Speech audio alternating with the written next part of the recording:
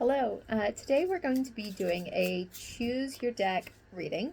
So there will be 3 decks, and I'm pulling from my Herbal Astrology Oracle deck, one for each deck, so that you have a little bit more energy to tune into to see which deck is right for you. If you are just seeing me, hi, my name is Kayla. I am a spiritual mentor, and I'm here to assist people through their ascension journey into finding their authentic self and healing from past traumas in this life or the next. So for deck 1, we get Foresight. This is a future planning, wanting to build something beautiful for the future. I do have the cheetah spirit here, as well as a sword and a plant. So if any of those are signs for you. All right, and the second deck is Reishi for Retreat. This is for those that perhaps are feeling that need to really pull inward, to focus on your own personal journey. The bear spirit feeling called to just contemplate the next steps forward. It's the pullback before the push. And here for the third deck, let's see what we have. All right. Rhodiola, Enchantment, and I have the unicorn. Interesting. So here are the 3 decks. Choose which one resonates most with you. I have Aura Quartz, Selenite, and Labradorite. So if you are called to the first deck with Foresight, this will be your reading. So the Dark Goddess Oracle card we got is Athena for wisdom. And she is one really all about honoring your journey and your path with yourself. She brings in a lot of really powerful wisdom, and she does not beat around the bush. She is one that will tell you like it is.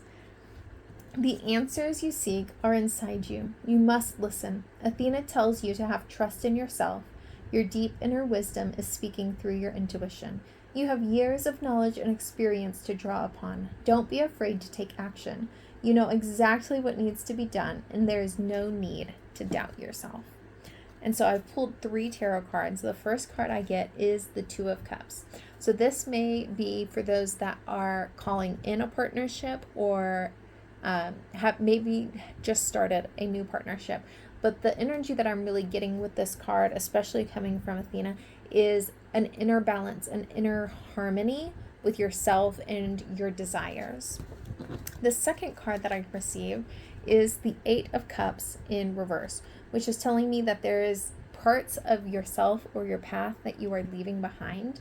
And perhaps there is a little bit of disconnect between what you have experienced and what you're calling forward into that future that you're envisioning for yourself.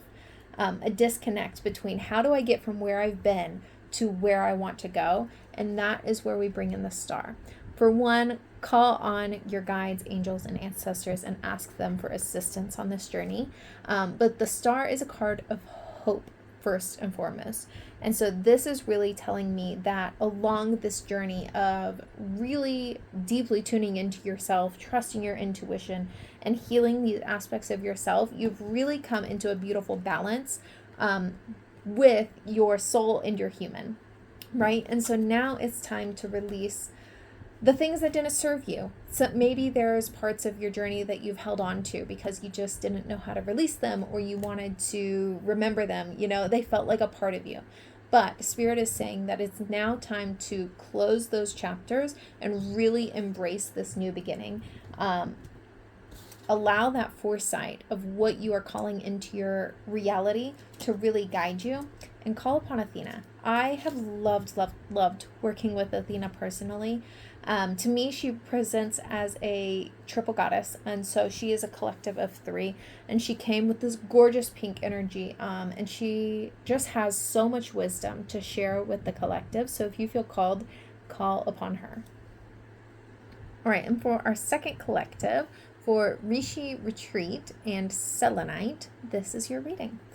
So the goddess card I pulled for you is the Morrigan, Righteous Anger. And while she may be intimidating, she is really doing these things out of love. She such a powerful and distinct love. And so she will really push you to your limits so that you can surpass any boundaries and really overcome whatever hurdles you need to overcome in this life. So let me read here.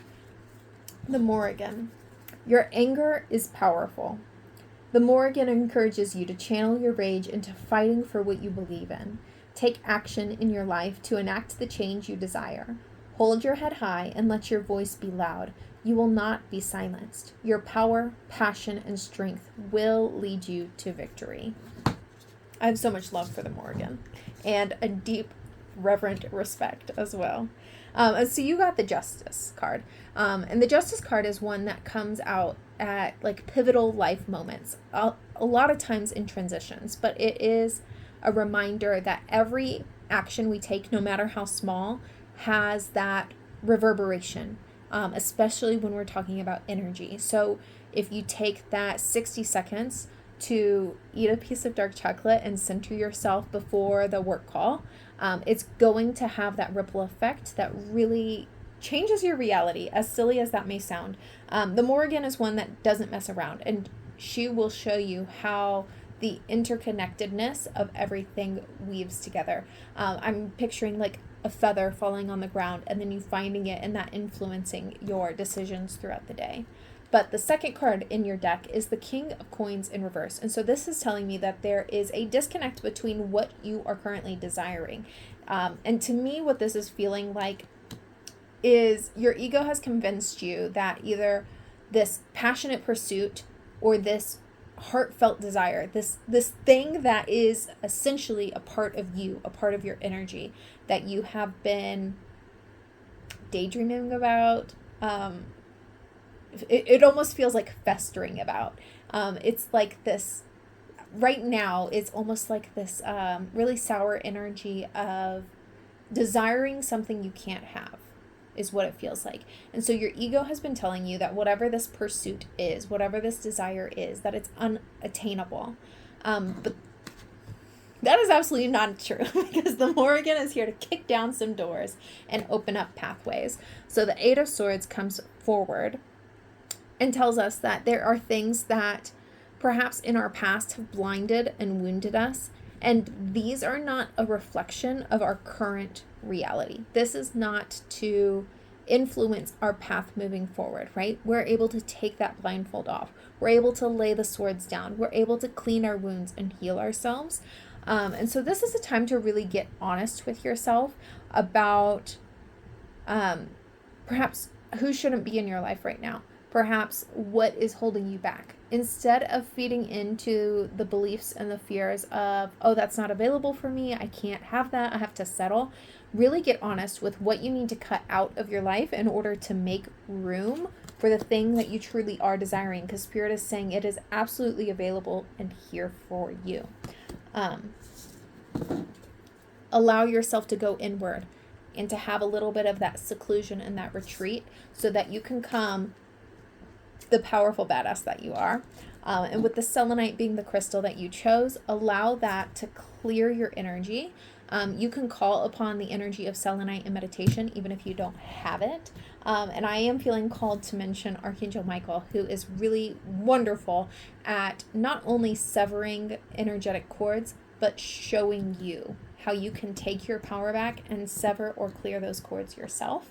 So that is the second message. All right, and if you are part of my third collective, you chose the Labradorite with Enchantment. And I just feel like these two cards, this crystal and this card really go together. When I think of Enchantment, I think Labradorite. That's from Dragon Tales. I was obsessed. My favorite show. So your Dark Goddess card is Freya for complexity. Freya is such a beautiful energy. I always picture wheat for her energy. I'm not exactly sure why, but she she has this really beautiful balance between the light and the nurturing and the death and destruction. She is one that carries both light and darkness. And so she's able to really show us a lot about the complexities within ourselves, within the world, within the journey. And what I'm really being called with enchantment and complexity coming out together is you don't have to make sense of the world around you. You don't even have to make sense of your internal world. We can approach these things with a sense of acceptance. I'm also being called to mention that if you're overwhelmed by current events, dial it back. You don't need to be constantly informed. Get, bullet point updates instead of diving in. I'll leave that there.